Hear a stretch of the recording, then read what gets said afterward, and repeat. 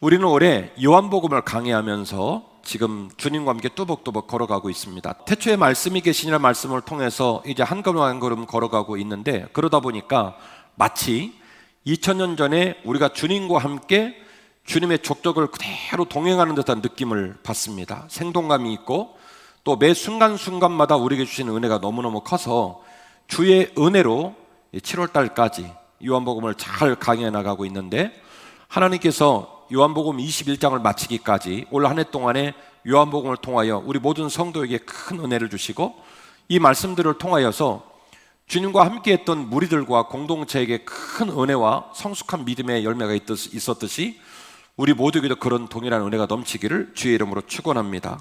자, 같이 하겠습니다. 성경 본문이 이끌어가는 믿음의 지평에 눈 떠야 합니다. 아멘. 우리가 요한복음 1장 1절부터 말씀을 읽어오면서 주님은 수많은 기적을 행하셨습니다. 눈먼 자, 안진뱅이, 문둥병 걸린 자, 혈루병 걸린 여자, 무리를 걸으시고 오병의 기적을 행하시고 많은 기적을 행하셨습니다. 그래서 주님께서는 깨지고 상하고 눈물 흘리고 어려움 당한 자를 살피면서 네가 내 제자가 될 것이냐, 혹은 내가 너에게 베푼 은혜에 대하여 보답을 할 것이냐, 이런 식의 조건을 제시하고 그를 돌본 적이 없습니다. 항상 주님은 보자마자 안아주시고 고쳐주시고, 혈루병 걸린 여인 같은 경우는 심지어 주님하고 말 한마디 나누지 않고 그의 질병이 낫는 놀라운 역사를 경험했던 여인이었습니다. 기억나시죠?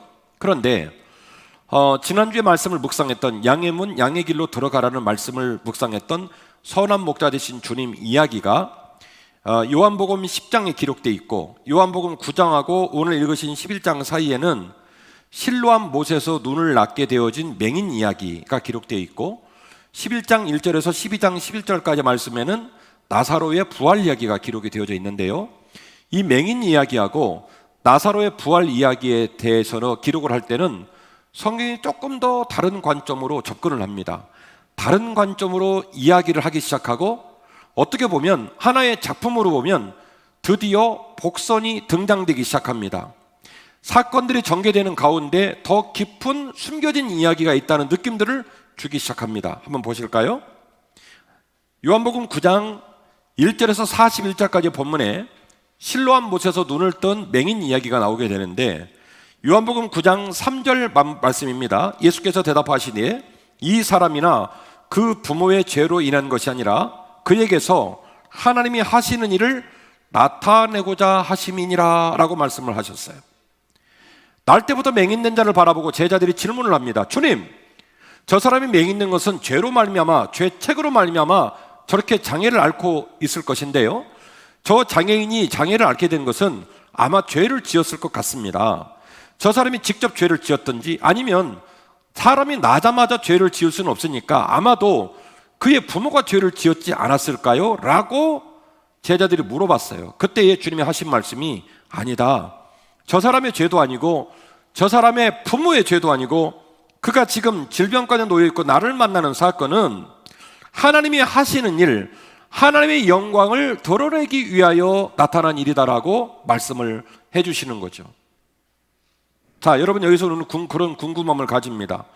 맹인이 맹인되어 살면서 내가 언젠가 주님을 만날 텐데 주님께서 내 질병을 고쳐줌으로 말미암아 하나님의 영광이 드러날 거야, 이걸 알고 살았을까요?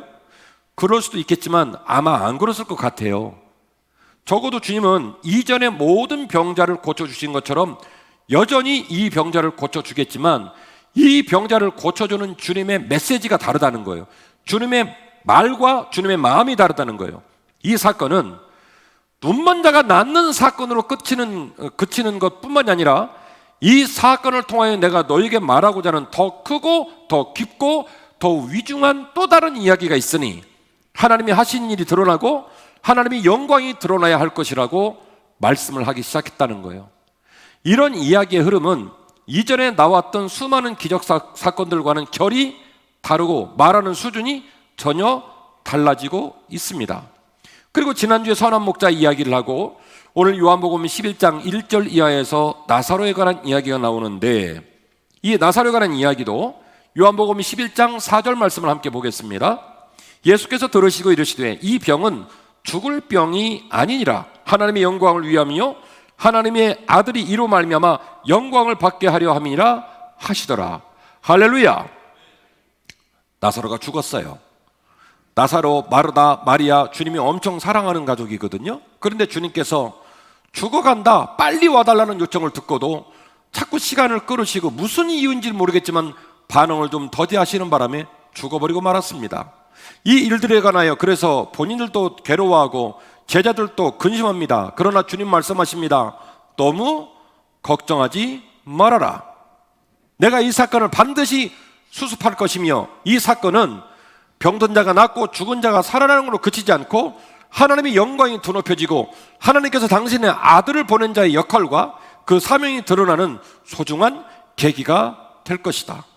이전에 병자들이 나았던 사건들과는 결이 좀 달라지고 있다.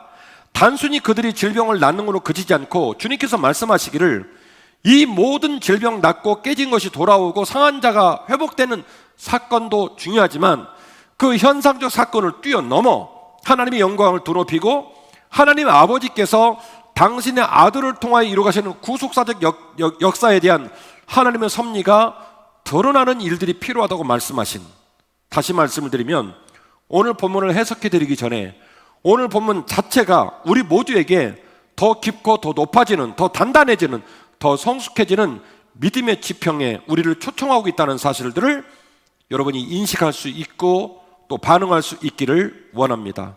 할렐루야.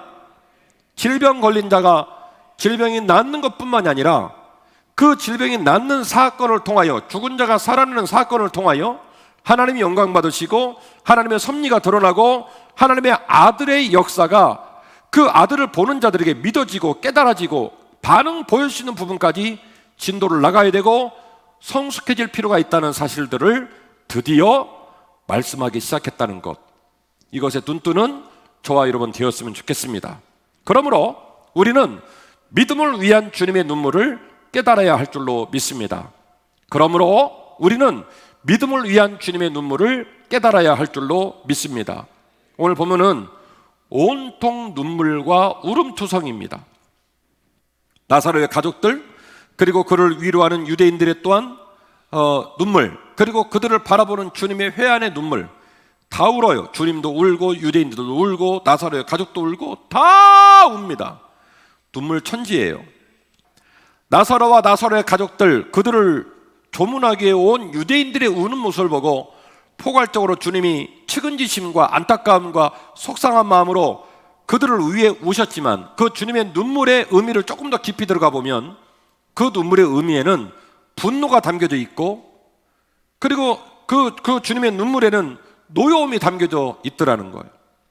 이런 주님의 감정은 본문을 통해 교차되고 있는 주님과 군중의 입장을 살펴보면 여실히 알 수가 있습니다. 32절 말씀입니다. 띄워주세요. 마리아가 예수 계신 곳에 가서 배웠고 그 발에 엎드려 말을 합니다. 주님, 여기 계셨더라면 내 오라버니가 죽지 아니하였겠나이다. 화가 났어요. 마음이 불편해요. 주님, 언제는 우리를 사랑한다면서요. 우리 오빠, 우리 남매 애틋하다면서요. 제가 죽는다고 말씀드렸잖아요. 빨리 오라고 말씀드렸잖아요. 주님, 주님이 계셨다면 우리 오빠 안 죽었어요. 이런 토로 얘기를 합니다. 예수께서 그가 우는 것과 또 함께 온 유대인들이 우는 것을 보시고 심령이 비통히 여기시고 불쌍히 여기셨다, 이렇게 써 있습니다. 한국말로 보면 그를 불쌍히 여기고 애통하고 사랑하시고 뭐 이런 말로 보입니다만은 오늘 본문을 기록한 헬라어 원문을 보면 엠브리마오마이라고 기록되어 있거든요. 엠브리마오마이의 뜻이 뭐냐면 숨을 거칠게 내쉰다라는 말이에요. 누군가 흥분하고 억울하고 속상했을 때 나타나는 현상이에요. 엠브리마오마이. 마음이 불편하신 거예요. 속상하신 거예요. 화가 좀 나셨어요. 그래서 그런 상황 속에서 슬픔과 분노가 교차되면서 나오는 감정을 말할 때 엠브리마오마이 이렇게 말합니다. 매우 비통히 여기셨다, 이 말은 지금 이 상황이 너무너무 마음에 안 드시는 거예요. 불편하신 거예요. 34절 이르시되 그를 어디에 두었느냐 이르시되 주여 와서 보시옵소서. 예수께서 눈물을 흘리시더라. 이에 유대인들이 말합니다. 보라, 그를 얼마나 사랑하셨는가. 그 중에 어떤 이는 말합니다. 그가 맹인의 눈을 뜨게 한 사람이 아니냐? 이 사람은 죽지 않게 할 수는 없더냐? 이렇게 얘기를 합니다. 이렇게 말을 하는 유대인들도 굉장히 말하는 투가 언짢고 불편합니다. 아마도 9장 말씀에 맹인을 치료할 때 그곳에 있었나 봐요. 그래서 말합니다. 맹인을 치료하는 사람이 왜 나사로가 죽어간다는 말을 듣고도 그를 죽지 않도록 치료를 못했냐고 그렇게 손가락질하고 불편한 소리를 이어가는 거예요. 38절 이에 예수께서 다시 속으로 비통히 여기시며, 다시 헬라어 원문 말씀드립니다. 엠브림 마오마이, 대단히 슬프고 원통하고 분해하시며 무덤에 가셨으니 무덤의 굴이라 돌로 막았거늘. 아주 그냥 산 넘어 산이에요. 예수께서 이르시되 돌을 옮겨 놓으라 하시니 그 죽은 자의 누인 마르다가 이르되 주여, 죽은 자가 이미 나으리되매 벌써 냄새가 나나이다. 어쩌다가 마리아하고 마르다가 이렇게까지 주님한테 대들고 함부로 할까? 안타까워요. 마리아는 뭐라고 말했냐면, 주님 빨리 왔으면 오빠 안 죽었잖아요, 이랬고요. 지금 나온 여자는 또 다른 여자예요. 그 언니 마르다인데요, 주님이 돌을 옮기라고 말하니까 뭐라고 말하냐면, 참 주님 징치고 막 내리는데 그걸 굳이 또 돌을 옮기셔야 직성이 풀리시겠어요?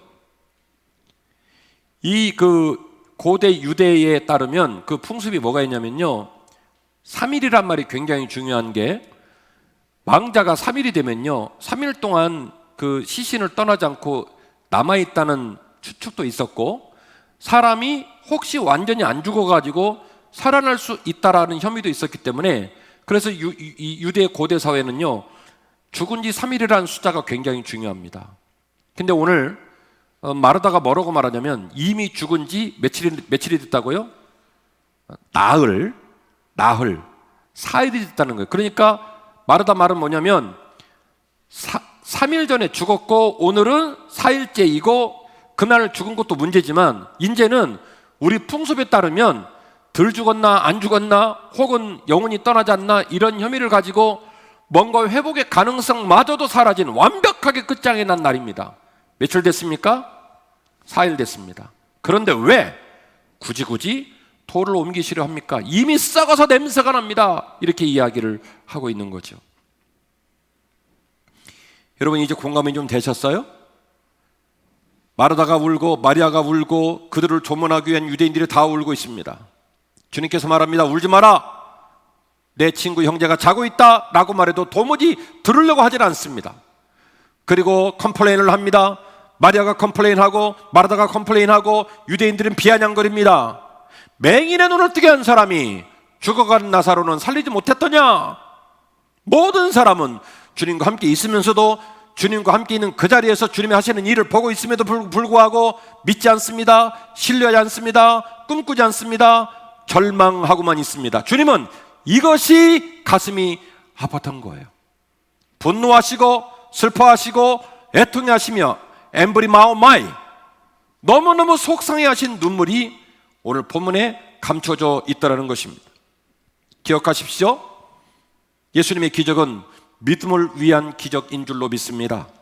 나사로의 기적은 하나님의 섭리와 영광을 위한 기적이며, 이 기적을 많은 이들 앞에 보인 사건도 이 사건을 보는 자들에게 현상적이며 초급적인 믿음에서 더 큰 믿음을 가지도록 하기 위함이었습니다. 40절 말씀입니다. 예수께서 이르시되 내 말이 내가 믿으면 하나님의 영광을 보리라 하지 아니하였느냐 하시니, 돌을 옮겨 놓으니 예수께서 눈을 들어 우러러보시고 이르시되 아버지여, 내 말을 들으신 것을 감사하나이다. 항상 내 말을 들으시는 줄을 내가 알았나이다. 그러나 이 말씀을 하옵는 것은 둘러선 무리를 위함이니 곧 아버지께서 나를 보내신 것을 그들로 믿게 하려 하심이니라. 할렐루야. 돌을 옮겨놓고 주님이 나사로를 살리는 과정에 하늘을 우러러서 주고받고 기도한 내용이에요. 그런데 오늘 본문은 뭐라고 말하냐면 too much talk, 굳이 아버지 하나님하고 그런 얘기까지 나눌 수 있는 상황은 아님에도 불구하고, 말 안 해도 됨에도 불구하고 자세히 지금 읽어드리는 것처럼 이야기를 한 이유는, 그 주님의 존재와 그 주님의 사역과 그 주님의 도우신 사건들을 잃어버리고 지금 눈앞에 보이는 사건도 믿지 않고 앞으로 이어질 섭리와 주님의 비전을 믿지 않는 자들, 그 믿지 않는 자들에게 더 깊고 더 성숙한 믿음을 주시기 위하여, 그걸 깨닫게 하기 위하여 일부러 그런 기도를 하셨다. 한 번 더 읽을까요? 42절. 항상 내 말을 들으시는 줄 내가 알았나이다. 그러나 이 말씀을 하옵는 것은 둘러선 무리들을 위하여 말씀하는 것이니 곧 아버지께서 나를 보내신 것을 그들로 믿게 하려 하심이니라. 할렐루야. 믿음을 위한 주님의 눈물을 오늘 우리가 깨닫고 그 주님의 눈물이 우리 가슴에 소복소복 쏟아지기를 원합니다. 요한복음 1장 1절부터 시작된 그 예수님의 발걸음과 그 예수님을 만난 자들과 함께 했던 삶의 이야기를 우리가 1년 동안 묵상하며 지금 7월달 중순까지 온 거예요. 그 도중에 얼마나 많은 기적과 얼마나 많은 눈물의 회복과 얼마나 많은 버림받고 깨진 자들이 회복되어지고 그 은혜 가운데 그들의 가정이 살아나고 동네가 살아나고 주님이 걸어가신 족적 가운데 꽃이 피고 영광의 아름다운 열매가 있는지를 얼굴에 얼마나 많이 보았습니까? 공감하시죠? 결국 오늘 요한복음 11장에 도착한 마르다와 마리아 그리고 나사로 유대인들, 마르다와 마리아와 나사로가 왜 주님을 사랑했겠어요? 주님의 집회에 참여하고 주님으로 말미암아 은혜를 입었기에 주님과 특별한 관계를 맺었겠지요. 그런데 나사로가 죽었다는 이유로 그 눈앞에 닥친 현상적인 문제 앞에 주님의 존재는 온데간데 없고 주님의 말씀, 주님의 약속, 주님의 영광, 그 믿음의 능력은 온데간데 없고 아무것도 생각나지 않고 눈앞에 닥친 형상적인 문제에 함몰되고 주저앉아서 그냥 울고만 있는 거예요. 왜 늦게 오셨냐고. 죽은 지 나흘이나 됐는데 돌문을 옮긴다고 무슨 유익이 있겠냐고 막 대드는 거예요. 엠브리 마오마이. 그 모습이 주님 마음에 너무너무 분통하고 애가 타는 거예요. 내가 너희와 함께 했던 지난날의 이야기들, 네가 처음 예수를 믿고 평생 동안 주를 믿으며 모태신앙으로 지내고 네 삶의 노정에 깨지고 상하고 수많은 문제가 있을 때마다 내가 너를 지키고 내가 너를 돌보고 오늘까지 살아온 날들의 족족과 그 은혜의 날들은 온데간데 없고 그저 눈앞에 있는 현상적인 문제 앞에서 불신자의 모습으로, 낭망자의 모습으로, 주님이 오셨지만 기뻐하지 않는 모습으로 주저앉아 있는 그 11장에 있는 백성들을 바라보며 주님은 엠브리마오마이, 분노하시고 슬퍼하셨던 거예요. 혹시 오늘 말씀을 듣고 있는 우리들의 마음이 오늘 요한복음 11장에 나오는 이들의 마음은 아닐까요? 오늘 말씀은 조금 어렵습니다. 조금 더 깊이 들어갑니다. 그러나 바라옵기는 온라인에 들어와 있고 지금 예배를 드리고 있는 우리 사랑하는 성도들이 여러분의 지나온 족적을 살펴보시고 묵상하시면서 과연 주님이 여러분을 방치한 채로 지금까지 여러분이 연세를 잡수시고 결혼하시고 직장과 사업장과 삶을 이끌어 오셨는지, 아니면 그때는 불구덩이에 빠진 것 같고 벼랑 끝에 선 것 같았지만 그때마다 강을 건너게 하시고 산을 건너게 하시고 어쨌든 간에 코로나19의 폭발에서는 이 역사의 즈음까지 우리를 이끌어 오셨는지 지난날을 찬찬히 돌아볼 수 있는 저와 여러분 되었으면 좋겠어요. 적어도 저는 제가 몸된 교회 부임하고 10년 동안 여러분과 눈을 마주치고 기도하고 동역했기 때문에 지금 설교하며 여러분 눈빛을 바라보고 여러분 얼굴을 볼 때 여러분은 다 잊어버렸지만 14년, 13년, 15년, 17년, 19년 저와 함께 나눴던 여러분의 눈물과 여러분의 애로사항들, 여러분의 아픔들이 다 떠올라요. 여러분은 지나고 나서 문제가 다 해결되고 나니까 기억이 안 나는지 모르겠지만 저는 머리통이 커서 그런지 다 기억이 나요. 생각해 보니까 그때마다 주님께서 강을 건너게 하셨고 그때마다 주님께서 산을 넘게 하셨고 그때마다 우리를 더 복된 자리로, 더 은혜의 자리로 이끌어 주셨다는 거예요. 그걸 다 까먹었어요. 오늘 이들의 눈물이 요한복음 1장의 눈물이고 요한복음 2장의 눈물이면 저는 이해를 하겠습니다마는 무려 11장에 와 있고 이제 12장을 넘어가면 주님께서 드디어 예루살렘 성에 입성하시며 고난받는 이야기가 등장을 하기 시작합니다. 한 권의 드라마로 말하면 절정에 와 있는 거예요. 이쯤 되면 너희들의 질병이 낫는 것, 어려움이 떠나는 것에 주저앉지 말고 하나님의 영광과 하나님의 섭리와 하나님의 아들이 가는 길에 관하여 인식할 때가 되지 않았느냐? 실로암 못에 있는 맹인의 이야기와 나사로의 이야기가 본인의 죄에 귀속된 얘기도 아니며 죽은 걸로 끝난 얘기가 아니라는 사실들을 이야기하시는 주님의 이야기, 앞서 말씀드린 그 이야기의 의미가 바로 이런 의미예요. 그래서 주님은 엠브리마오마에 너무너무 화가 나신 거예요. 분통하신 거예요.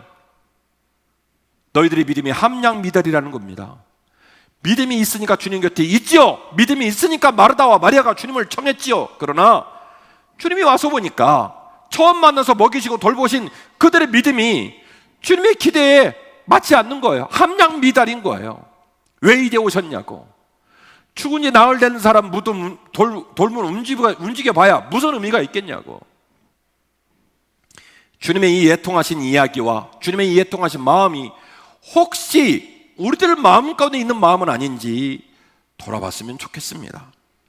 결론입니다. 성숙한 믿음은 우리 인생을 풍성하게 하는 줄로 믿습니다.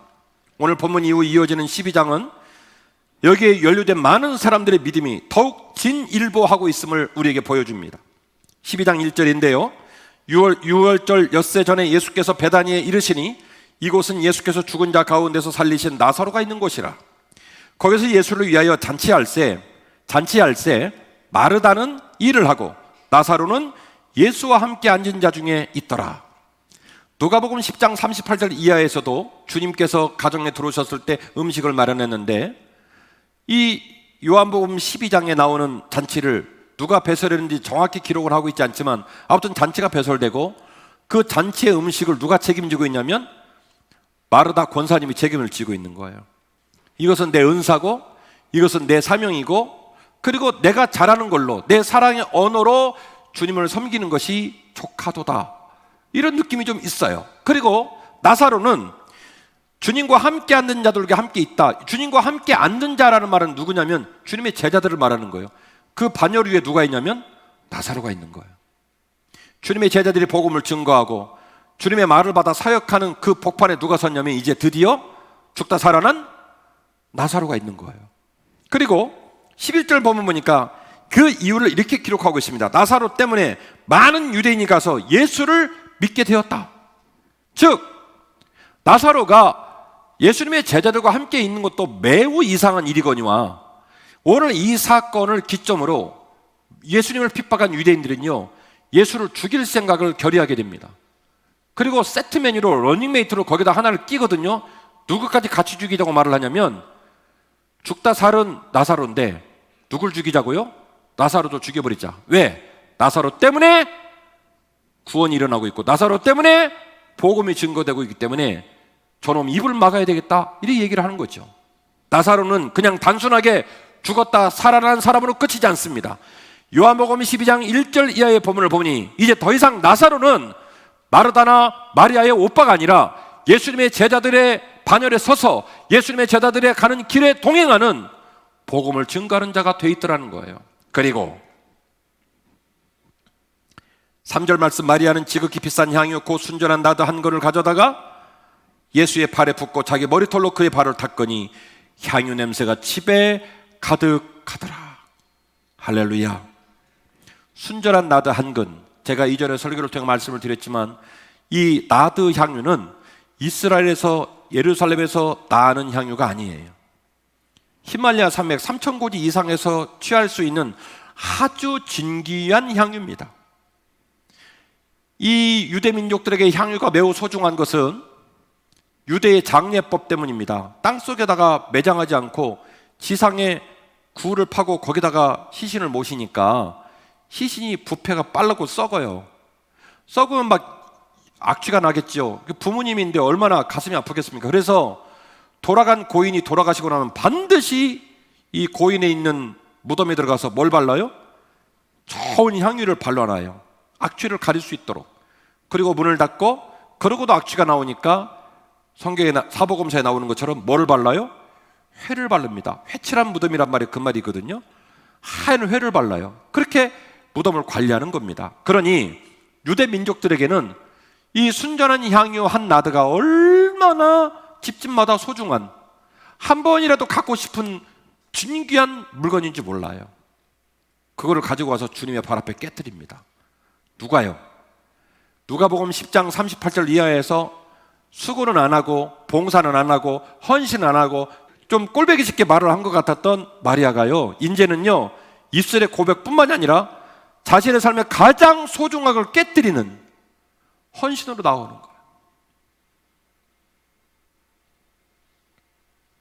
가룟 유다가 그 모습을 보고 대노합니다. 이 정신 나간 여자야, 네가 깨뜨린 향유 한 나드는 무려 시세로 따지면 300데나리온이야. 여러분 300 놀라는 표정이라도 지어주시죠. 마스크를 썼지만은 300데나리온이 어느 정도 금액인 줄 아십니까? 로마의 병사와 하루 일꾼 품삯을 1년을 모은 돈이에요. 1년 연봉이 연봉. 그 연봉을 깨뜨렸다니까요. 무려 300데나리온의 향유를 주 앞에 깨뜨린 마리아의 마음과, 그리고 그의 그 행위가 결국에는 주님의 장례를 준비하는 모습이 되었던 그 기가 막힌 기독교의 역사를 묵상해 볼 때에, 우리의 생애 도정 속에서 주께서 물질을 주시고 건강을 주시고 기회를 주실 때마다 내 삶이 얼마나 남아있고, 모르겠어요. 여러분들은 기필코 80을 잡숫고 돌아가신다는 비전을 갖고 계신지 모르겠지만, 그런 소망은 저에게도 있지만, 제가 80이라는 나이를 넘기고 죽을런지 안 죽을런지 저는 지금도 그 생각은 못 해봤어요. 왜냐? 사랑하는 성도들이 제 곁에서 떠나는 일이 비일비재한데, 그들이 가는 발걸음을 보면서 운 적이 한두 번이 아닌데, 주님, 성도들은 가도 저는 안 돼요. 저는 이렇게는 기도를 못 하겠더라고요. 그러면 저나 여러분들이나 하루하루를 살지만 우리 인생이 얼마나 남았는지 아는 자가 없지 않습니까?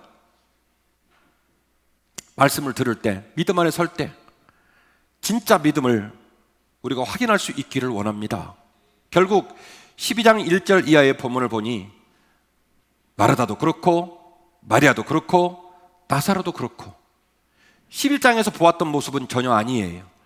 누가복음 10장 38절 이하에서 봤던 모습은 전혀 아니에요. 아주 낯설고 성숙한, 결국 11장에 나사로의 부활 사건을 통하여 그 예수님의 비통한 눈물을 바라보는 과정들을 통하여 이들은 더 깊은 믿음으로, 더 성숙한 믿음으로, 더 함량이 충만한 믿음으로 진도를 나가게 되었고, 그 성숙한 믿음의 지평에 서서 우리들에게 믿음은 이것이라는 것을 지금도 말씀을 통하여 증거하고 있는 줄로 믿는 것입니다.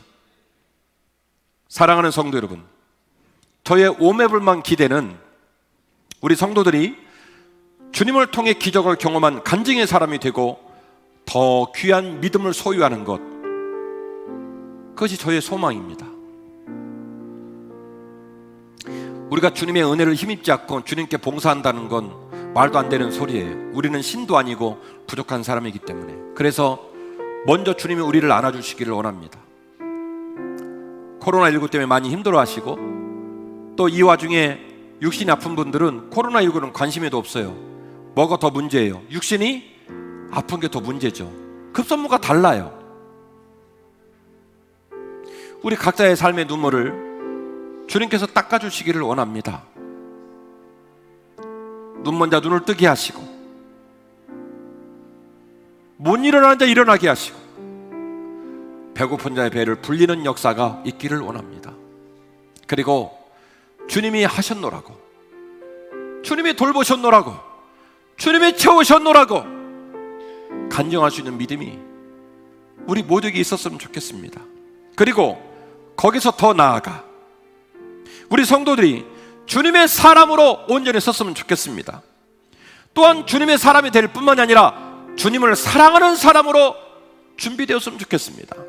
그렇게 우뚝 서는 역사가 우리 한빛교회에 있으면 얼마나 좋을까요? 연약한 믿음, 한없이 함량 미달인 믿음, 졸업하고 뿌리가 깊고 단단하고 성숙하고 더 높아지는 신앙의 지평에 나아갈 수 있는 그런 믿음이면 얼마나 좋을까요?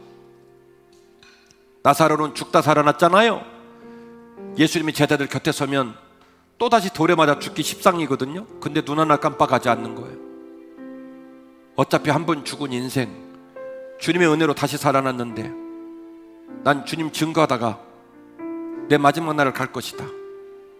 제가 해석한 거 맞아요, 안 맞아요? 제가 해석했잖아요. 맞아요, 안 맞아요? 맞아요. 12장 보시면 마르다 여전히 그의 은사와 그의 능력과 그의 잘하는 일로 주님을 섬기지만 불편하지 않아요. 삐치지 않아요.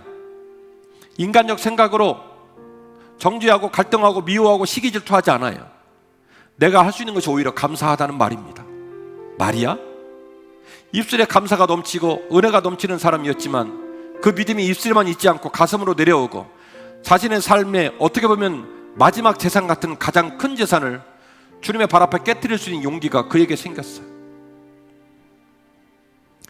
믿음을 위한 주님의 눈물.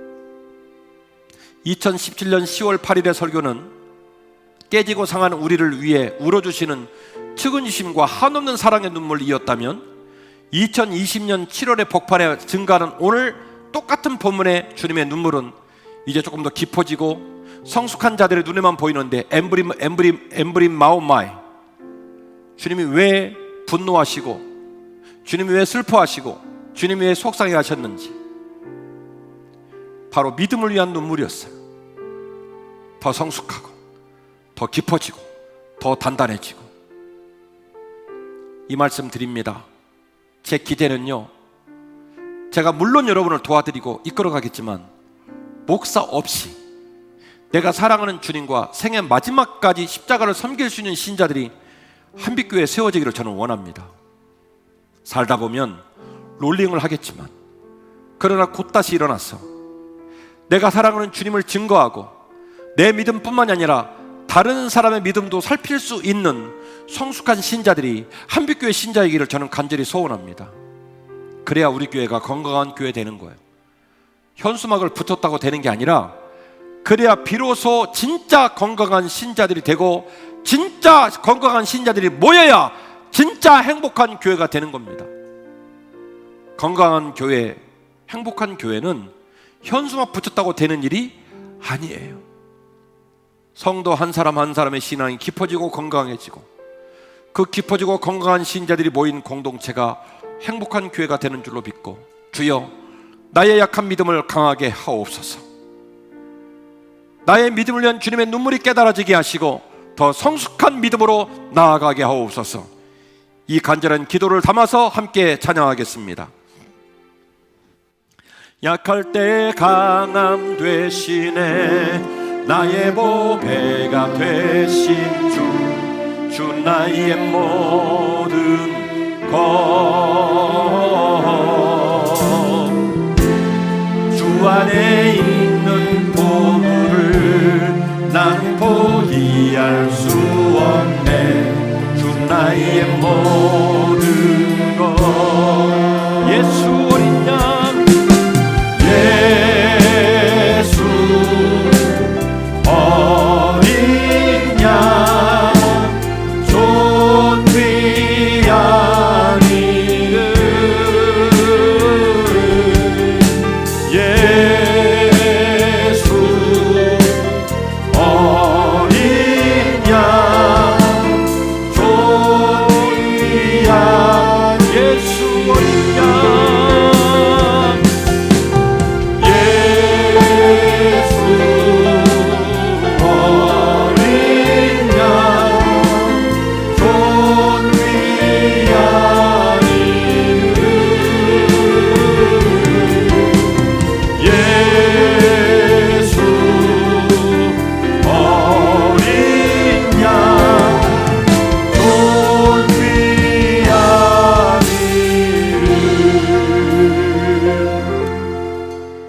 약할 때 강함 되시는 주님, 우리들이 평생 동안 예수를 믿었고 모태신앙으로 예수를 믿었고 수많은 날들 예배를 드렸으며 기도하며 성경을 들고 다녔지만 요한복음 11장에 등장한 마르다, 마리아, 수많은 유대의 벗들처럼 연약한 믿음, 함량 미달의 믿음, 주님께서 코앞에 계심에도 불구하고 좌절하는 불쌍한 믿음을 가졌다는 것을 고백하지 않을 수가 없습니다.